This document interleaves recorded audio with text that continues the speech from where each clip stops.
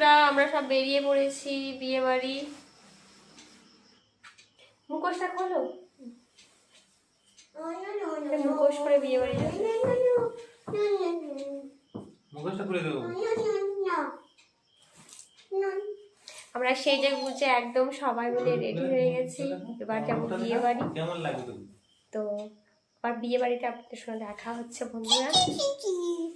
দুষ্টমি, মুখটা খোলা, কেমন লাগছে সব দেখে দাও তো আমাকে। আমাকে সব কেমন লাগছে বলুন।